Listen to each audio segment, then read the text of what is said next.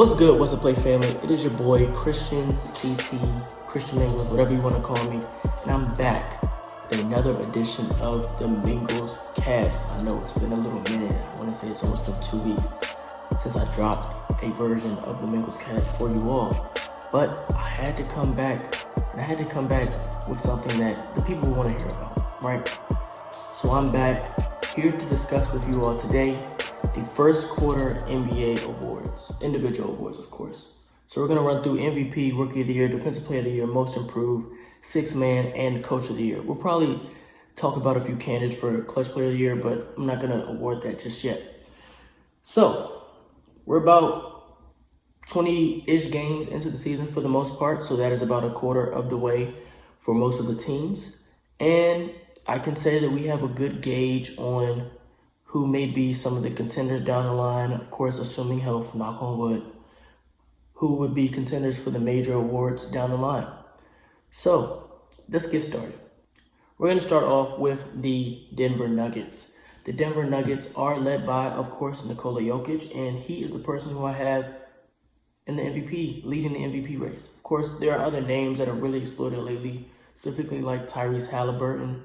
But I think this is Jokic's award to lose. He's averaging 29, 13, and 9.8. He's nearly averaging a triple-double from the center position. And this may just be Jokic being Jokic at this point. I don't know if there's much to be said about this award in particular, but I feel like this is his award to win. He's performing. His team is still having success. They haven't had Jamal Murray for a decent chunk of the season, so he's been without him. So he has that story element to it as well, where he's been able to have games where he may not have all the pieces he's had around him. And there was a graphic going around where Tyrese Halliburton, I believe, was one of the first players in NBA history to have 26 points and 13 assists, something like that, with no turnovers. And there was only seven games of that to happen in NBA history. Jokic had 2 within the month of November. That just shows the type of player he is, the type of level he's been playing at. And I just hope that voters' fatigue doesn't get in the way, because this is a special season, once again, that he's putting together. I was of the belief that he was more deserving than Joel Embiid was last year. And so I do think this may be his year to win it. So don't have to spend too much time talking about Nikola Jokic. I feel like we all understand his greatness at this point. So he is my MVP for the first quarter of the NBA season. All right, Rookie of the Year. This one is a bit more difficult, but I feel like a lot of people are starting to have the same answer. Vic probably was leading it throughout the first 2 weeks of the season. He definitely has the story with him just because he's this top prospect since LeBron James. But Chet is balling. I think he's really pulled away so far. It's still close. I think Vic still has a chance. But if Chet continues to ball at the level he's at, I don't know if Vic can really catch up unless the Spurs can find a way to get him a point guard next to him who can really get him the touches that he needs. The Jeremy Sohan experiment, and it's an experiment to say the least. Vic isn't getting the touches that he needs, and they don't have a true point guard who's able to get those touches for him. But Chet Holmgren, averaging 17.6, 8 rebounds, 2.6 assists, and 2.2 blocks. And he's near 50-40-90 as a rookie. I don't know if you all know, but 50-40-90 is a rare instance for any level of play. That's done by the top of the top players, and I don't know if it's ever been done by a rookie in NBA history. Chet is at 39.5% from 3, so he can get to 40% from 3. He's well above 50%. I think he's at 53, and he's at 86% from the free throw line. So if he can get that free throw percentage up, if he can get that three-point percentage up, he may be able to make some history as one of the first, if not the only, rookie to shoot 50-40-90 from the floor. And he's doing it on a Thunder team that's been very good this season. Of course, led by Shai Gilgeous-Alexander, but you could argue that Chet has been that number 2 guy for most of the season. J-Dub has missed a few of the games throughout the year. And that's a good Thunder team, and Chet has really brought all of it together, you can say. He's been the center that they need. He's held it down on the back end for them on defense. And he's just been a star for them so far. And I don't want to say that he's running away with the award, but I can see a world where Chet's numbers increase from the point that they're at. I wouldn't be surprised if he can get to 19 points per game. 20 may be pushing a little bit, but he can get to 19 from 17.6. If they involve him even more in the offense, wouldn't be surprised. So Chet is my rookie of the year. Vic has also been great. Brandon Miller has been pretty decent as well. I think he's averaging 14 on 45% from the field on that Charlotte team. Not the best situation for him, but he has not looked as bad as he did in the summer league. So just wanted to give him his flowers as well. Scoot Henderson has struggled so far this season. It's a bit disappointing for me because I've been a Scoot guy since he was in his last year of high school going into the G League Ignite. So to see him struggle so early is a bit disappointing, especially since he's been going against pros for the past couple of years. It's a bit disappointing. Hopefully he can turn it around, start playing his game. I don't know if he's not able to buy into the system or if he's just having those early rookie struggles. I wouldn't worry about it too much. Point guard is easily the most difficult position to adjust to in the NBA. Of course, he was doing it in the G League, but there is still a talent gap between the G League and the NBA. So hopefully he gets it turned around, starts figuring things out. He's had a couple games recently where he looks decent. So hopefully he can put 2 and 2 together, get back on the right foot. All right, so Defensive Player of the Year. So far, I would say this is a 2-person race, Rudy Gobert and Anthony Davis. But I'm giving it to Rudy Gobert again. I know it's very tiring to give the award to the same person over and over again, but he's had the best defensive rating in the league. He's averaging 2.4 blocks, and he has Minnesota. He has Karl Anthony Towns having the second best defensive rating in the league. And I believe that's heavily involved because of Rudy Gobert's association with him. Minnesota is balling. I believe they're first in the West at the recording of this video.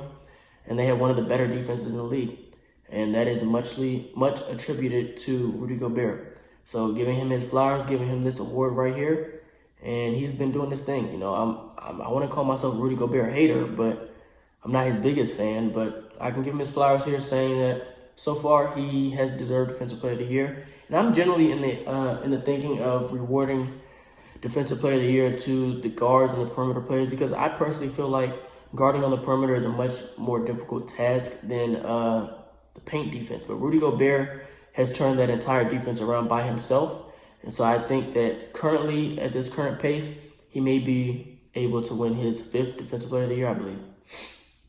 All right, so we've done MVP, Rookie of the Year, and Defensive Player of the Year. Most Improved. I feel like this award was won after the first week of the season. Tyrese Maxey, 27 and 7. It's a jump from 20 points per game last year. The efficiency went down slightly, I want to say about 2 or 3%. But at the same time, he has a much more important role. He's more of a secondary star than he is a tertiary star behind James Harden and Embiid. He's actually the point guard of this team now, leading the offense, guiding the offense. So a couple percentage points here and there is to be expected.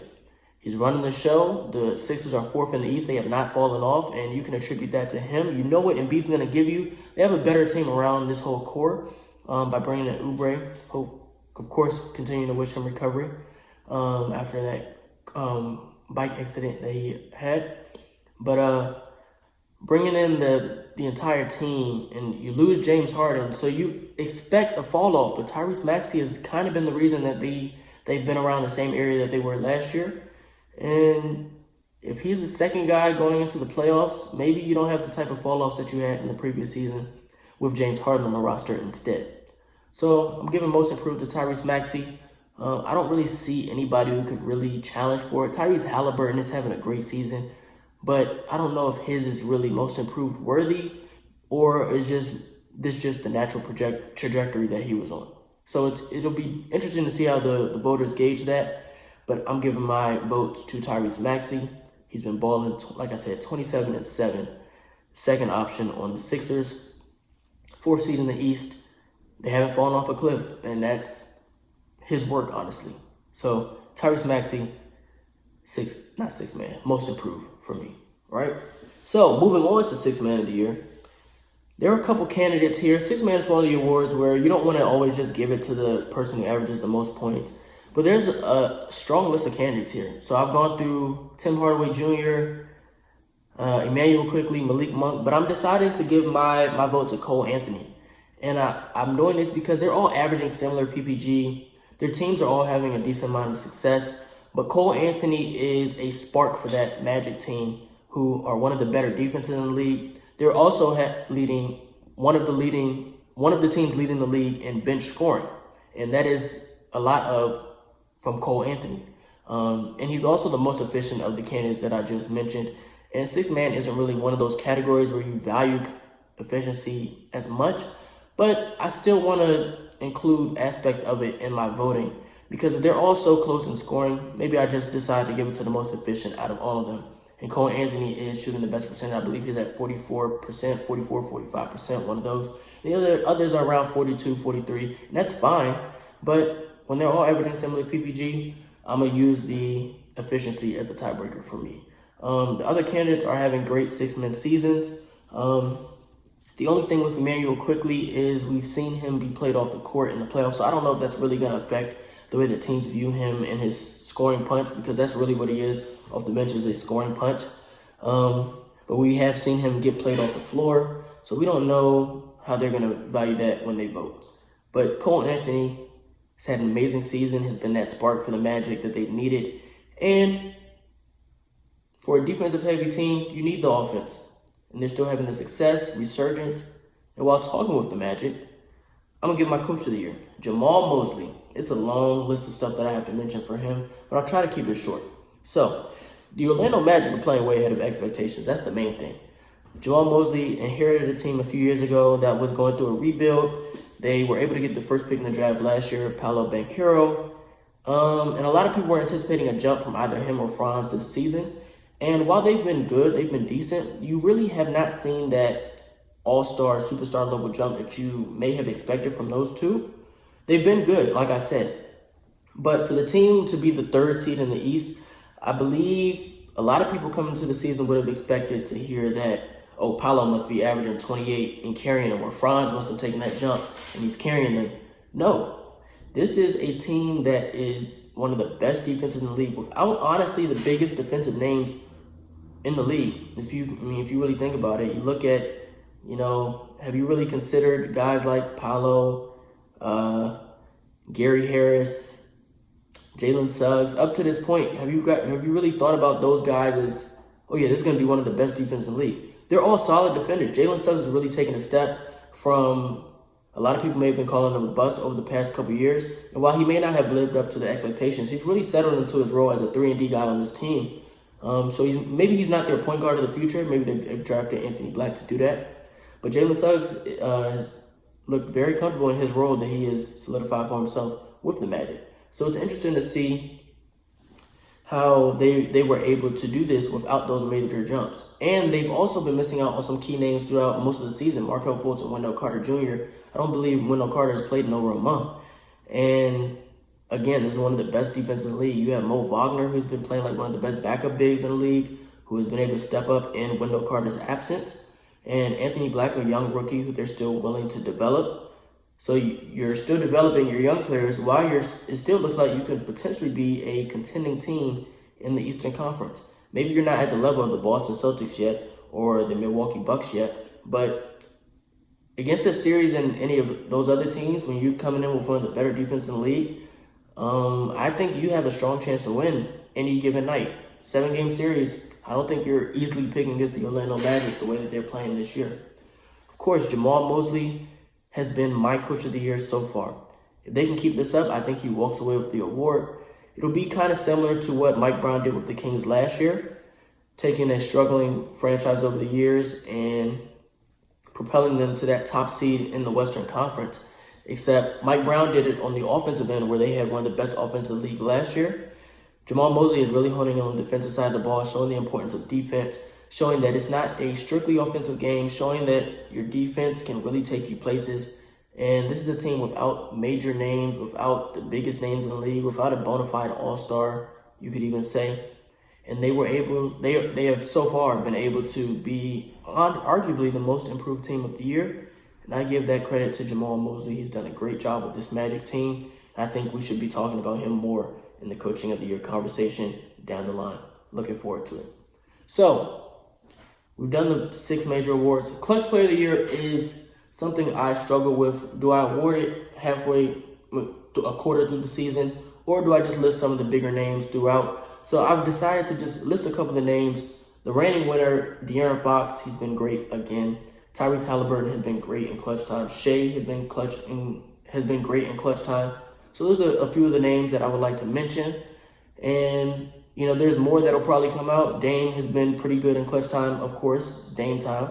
So he's been pretty good in clutch time as well. So these are just players that you can mention for the Clutch Player of the Year award for the first quarter. So to recap, MVP, I have Nikola Jokic. I think everybody should have Nikola Jokic. If you don't, you may just be hating. Rookie of the Year, Chet Holmgren. Right now, he has a sizable gap, in my opinion, between him and Vic at this point. And a lot of it is with efficiency. Other parts is the situation they're in. But Chet is also just balling at this point. All right, Defensive Player of the Year, Rudy Gobert, one of the better defenses in the league. Rudy Gobert leading the league in defensive rating. Most Improved, Tyrese Maxey. You could argue he had it won since the first week of the season, and he's really kept up his consistency, been able to keep the Sixers team around that 4 seed area, which is around the area they were last year. Sixth Man of the Year, Cole Anthony. Again, a lot of valuable candidates that could have an argument to win this award. Decided to give it to Cole. He's the most efficient out of those few. Coach of the Year, Jamal Mosley. One of the better defenses in the league with the Orlando Magic. Quick turnaround, you could argue, and then you can still see the room for growth that they have. They had another piece. They could be a very scary team. And then you still have these young developing pieces on the roster that can contribute right now, and they will contribute even more in the future. So, these are my first quarter awards for the NBA. This has been another edition of the MinglesCast. Be sure to like, share, comment, and subscribe. I appreciate you all for watching. Be sure to stay tuned for